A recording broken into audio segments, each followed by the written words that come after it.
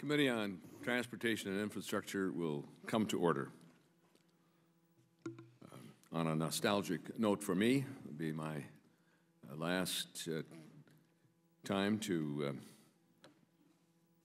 bring the gavel down, and my last participation in a meeting of the Committee on Transportation and Infrastructure, where I started my service, public service, in January 1963 as clerk of the Subcommittee on Rivers and Harbors. It's been a long and eventful, fulfilling, satisfying, and productive journey. I wish I would be here in January to hand the gavel to our new chairman, who will serve in the 112th Congress, Mr. Micah. But let me do so sort of in absentia, and to say thank you for the partnership that we've had during these 4 years, these two Congresses, passing truly significant legislation, including a veto override that is clearly the epitome of bipartisanship. You don't override a veto unless you have participation on both sides of the aisle, and a meeting of the minds on the substance of the issues at hand. We worked together to pass an Amtrak authorization, aviation authorization, which is still hanging on by a thread in the other body, and numerous other measures of significance I need not go into. But for that, I thank Mr. Micah and express my great appreciation for, I think in both cases, we reached across the aisle more than 50%, more like 60% on each side, to achieve the greater good of the country. And I'll just make one final observation. One Friday evening, I asked my predecessor, John Blotnick, one of the 5 co-authors of the Interstate Highway Program, what did you 5 members do that day in June when Eisenhower signed the bill into law? He said, we went to the members' dining room, which is that very small room as you enter the current place on the left, and further to the left, a very, very, very small room. And we had coffee, and it was very quiet. And finally, and John said, I don't remember who it was, we've just passed the biggest public works investment in the history of the country, maybe the history of the world.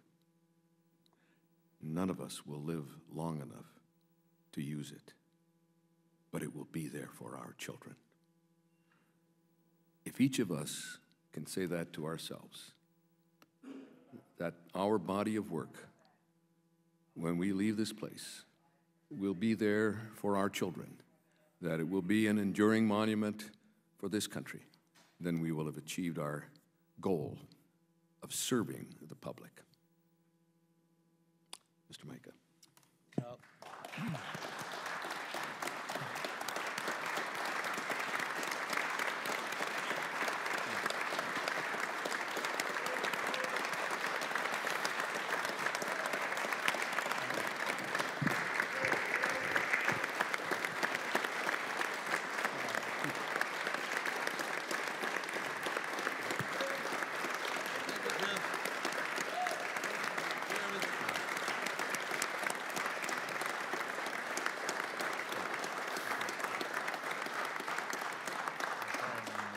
Well, Mr. Chairman, on behalf of all of us, both sides of the aisle, you know, the good Lord, you never know what He has in store for us, and I think everybody on this that gets to serve in Congress, we're truly blessed people. I mean, whether it's we've got a couple guys on our side, been here for just a few months, and whether it's since 1963 in service to the nation, we are truly blessed to be able to serve the people, and the people have been blessed to have your service for these years.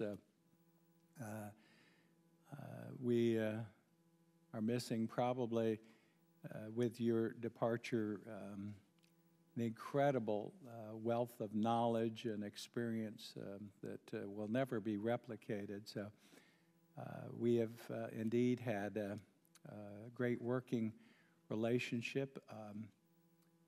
I want to thank the staff on both sides of the aisle, too. These are great folks.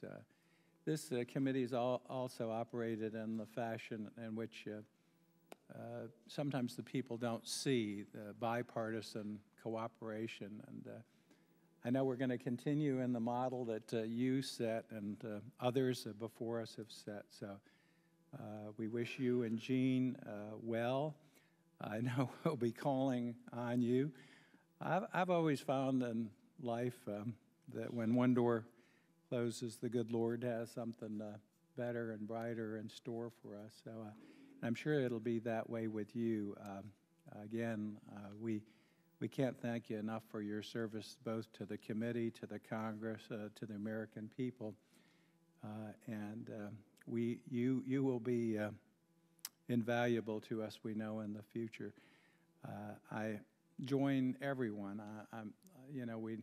We are just so grateful. I've read many tributes to you across the country, not just members here, but people that you've worked with over your long tenure, and they're all heartfelt, they're true, and again, we're grateful to have walked with you. And the words you said about making the place better, you look over the podium down, the words of Daniel Webster, he said the same thing way back, that we have to leave this place, and hope we do, better than we found it. So that'll be our goal, and you've, in your departure, have reminded us of our important responsibility. So thank you. God bless you, and I look forward to continuing our long, extended friendship over the years to come. Thank you, Jim. Thank you. Thank you, Mom. Thank you very much.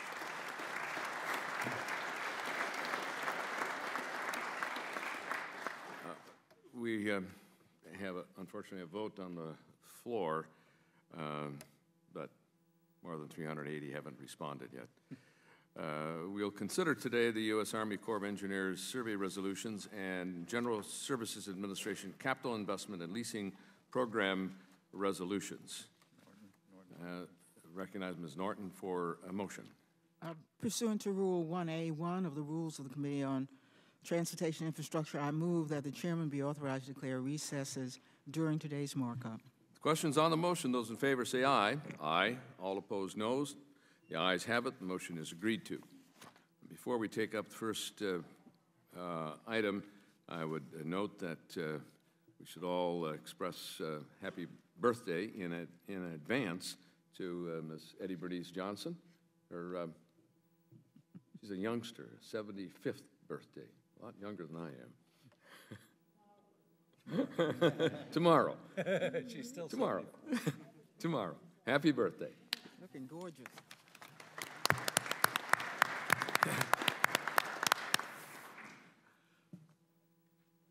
Our first order of business is consideration of 3 Corps of Engineers survey resolutions. I ask unanimous consent to call up the resolutions en bloc to be considered as read, open to amendment at any point without objection, so ordered.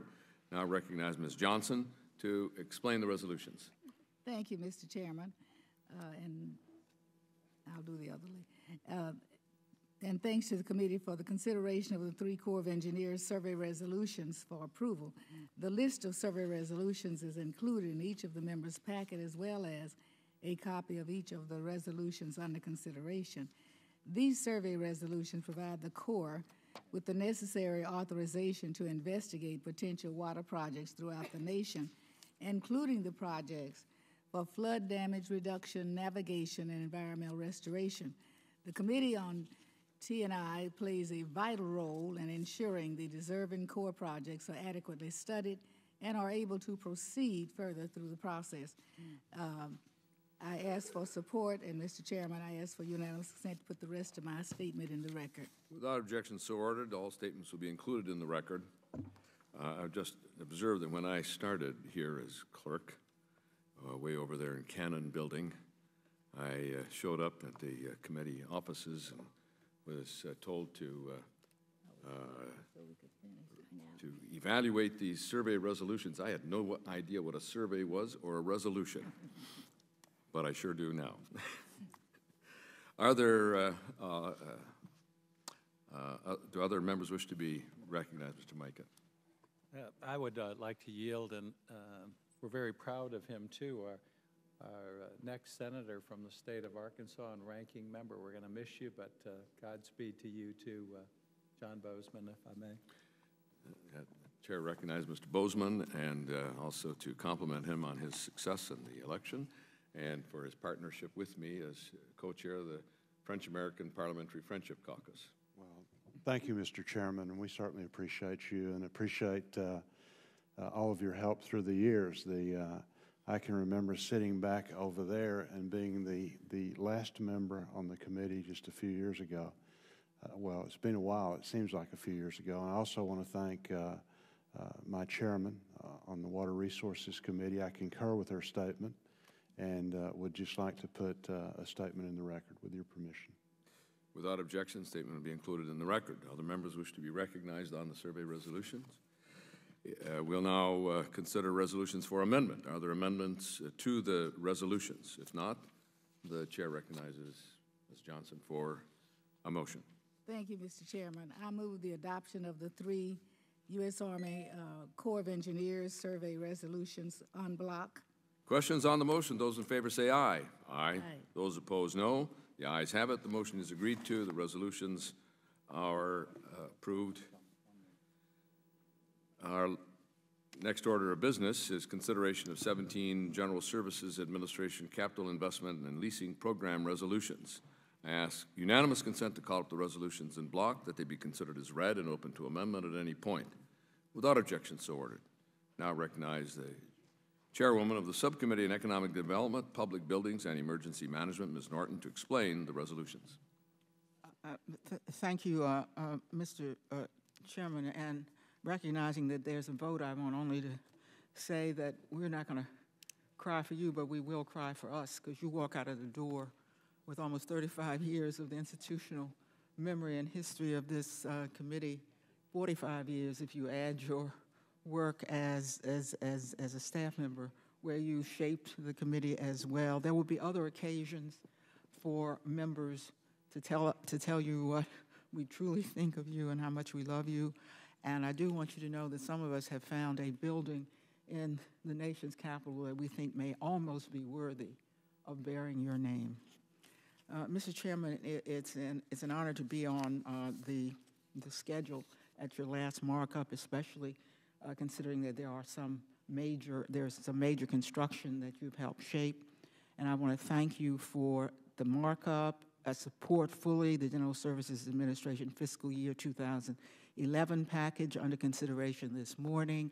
I ask that the remainder of my statement be placed in the record. Without objection, so ordered. Chair will now recognize Mr. Micah. Very briefly, I look forward to working with the gentlelady, and she knows my interest. I've acceded to her interest in the DHS building, and she knows my interest in the FTC building, and we'll work on that together. And if I may, I'd like to yield to Mr. Diaz-Balart. Gentleman from Florida is recognized. Thank you very much, Mr. Chairman, Ranking Member Mike. We're considering these resolutions. These projects have been closely reviewed by the subcommittee, and I'm not going to object. I just do want to express that I have a couple of concerns about 2 of them, specifically regarding the resolutions related to the DHS consolidation and then the Salt Lake City, Utah courthouse. The issue with the DHS resolution today is that we're going to be authorizing the entire costs of the consolidation years before the construction is expected to begin on a number of the elements.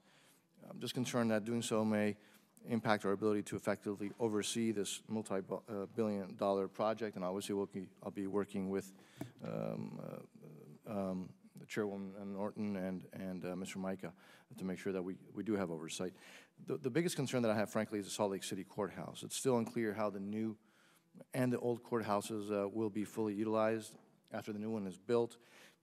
In the subcommittee, Chairman Norton and I have had lots of experience, unfortunately, looking at some waste in this area. We need to ensure that the unused space is either filled or disposed of, so that the taxpayers, that the hit on the taxpayers is minimized.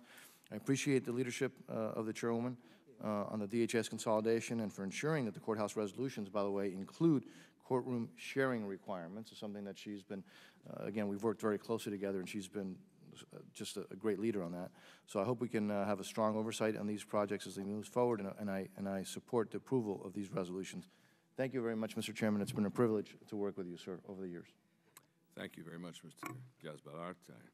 Likewise, I'm grateful for your service and for the partnership we've had and for the frank and productive discussions you've had on a wide range of issues under the jurisdiction of the subcommittee on which you've served with distinction as ranking member.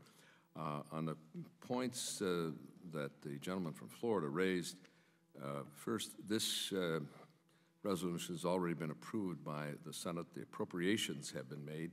The purpose of this resolution is to limit the courtroom operations, to require courtroom sharing by senior judges, to assure that the number of courtrooms will not be the number that the administrative office of the U.S. Courts has typically done. They've come in and said, we expect in the next 20 years to have a greater number of judges, so we need X number more courtrooms. And then what happens, or happened in the past, was that great excess capacity was built, courtrooms weren't shared, senior judges held on to their own. This resolution limits the number of courtrooms, assures that there will be courtroom sharing, and provides for an orderly process going forward, which has been my objective and that of this committee over many years. Mr. Baird? Mr. Chairman, I just want to very briefly echo the thanks to you. It's my belief that no person in the United States of America knows more about transportation than Jim Oberstar, and it's been a privilege to serve with you. And I also want to acknowledge many of my colleagues here for whom this is likely to be their last markup as well on both sides of the aisle, and I want to express my appreciation and admiration and let them know what a privilege and honor it's been to serve with them on this committee and in this great House of Representatives. Thank you, my friends. Thank you, gentlemen. Mr. Bishop. Thank you, Mr. Chairman. Let me very briefly associate myself completely with the remarks of Mr. Baird and to thank you for your incomparable service to this committee, to this Congress, and to this country. You epitomize public service as the highest possible calling. And as a role model, none of us in this chamber could ask for a better one. So I thank you very much for your leadership and for your service to this country and for your friendship. I yield back. Thank you. Mr. Lipinski. So I want to echo all those words. I also want to add thank you for your service to the beyond the borders to the world in transportation, and certainly also for your friendship. And I know your days of contributions are far from over. I just wanted to mention right now that given all your accomplishments, all that you have given to our country, I am right now working on legislation to name the U.S.C. building James L. Oberstar U.S. Department of Transportation building, and you will hear, I want to mention my colleagues, you will hear from me on this soon, and appreciate your help on this, but thank you again, Mr. Chairman. Thank you very much for your comments. Mr. Arcuri. Mr. Chairman, I just want to say thank you. There's very little I can add to the accolades that have been said, but I just want you to know that it has been an incredible honor to serve with you. I have learned more from you in the past 4 years than I think I have ever learned from any other individual that I've had the honor to work with. So thank you. It's been an incredible privilege and an incredible honor. Thank you, sir. I appreciate that. Mr. Hall. might just add, next Wednesday night, I think at 5:30, we're going to do a little reception. It's only for members and staff, and invite all the members and staff to be in here, and Mr. Oberstar, and then we have some other departing members, so we're going to do a brief reception for everyone at that point. I'd invite the members and departing members and all of the staff too to join us, and we'll have yes, and it's just for us. It's none of the outsiders, so little chance to get together and pay some tribute to our chairman by ourselves. So, thank you for that. Very dignified, Mr. Kagan. Thank you for recognizing me, Mr. Chairman, and I want to thank you again, like others, for your service these last few decades. And I'll point out the reality is that now that you're not a member of Congress, almost, you're probably going to get a lot more done than we're going to get here in this next Congress. So I want to put this on the positive side, that you've done a lot already in your career, and I'm quite confident you're going to get a lot more done now because you're not dead yet, you're still here. So thank you for your service, and thank you for what you're about to do. I yield back. One more, Ms. Richardson. We're down to 115 members haven't voted, and we need to conclude this measure. Ms. Richardson. Thank you, Mr. Chairman. First of all, to the colleagues who we've served with, it's been a pleasure, and we've gotten a lot of good things done, and I'm grateful for knowing all of you. To the chairman, I want to say two things that maybe haven't been said. One, what I've always admired is your knowledge and the accountability that you've brought to the witnesses that have been before us. Because you've been here, you've been able to point out maybe what they promised 6 months ago, 5 years ago, and without you being there, we've been able to get a lot more done. And finally, what I want you to know is not only have you planted the seeds of the roads and the infrastructure, but you've also planted in each one of us to be able to do a better job going forward. So thank you. Thank you. Thank you very much. Thank you, Mr. Chairman. Thank you.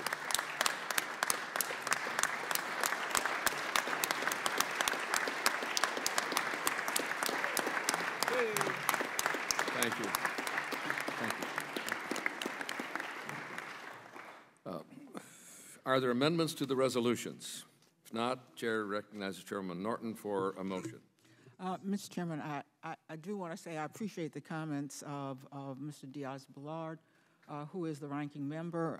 They were well-placed comments. He and I worked closely together on courtroom sharing, and he looked closely at these courthouses for a very good reason, because there's a GSA report that essentially echoes what the committee, Mr. Diaz and I, working closely together, have found.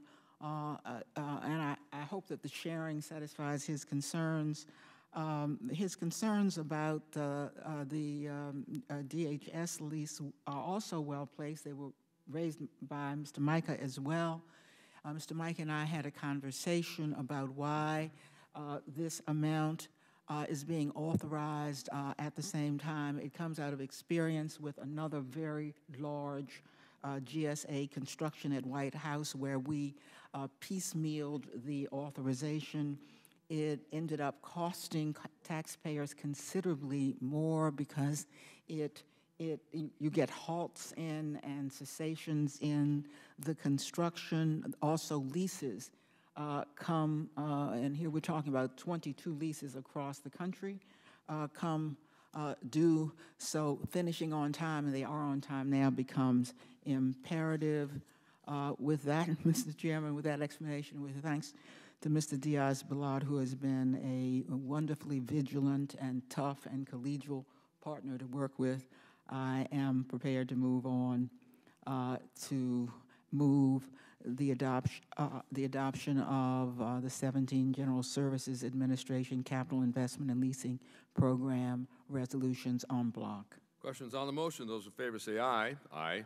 Those opposed, no. The ayes have it. The motion is agreed to. The resolutions are adopted. I ask unanimous consent the staff be authorized to make necessary technical, clarifying, conforming changes to each of the resolutions adopted today to reflect the actions of the committee. Without objection, so ordered. Pursuant to Rule 5A and B of the Rules of the Committee on Transportation and Infrastructure, the chair notes the presence of a quorum for each of the actions taken on the Corps of Engineers Survey Resolution, the GSA Capital Investment and Leasing Program resolutions. The committee is adjourned.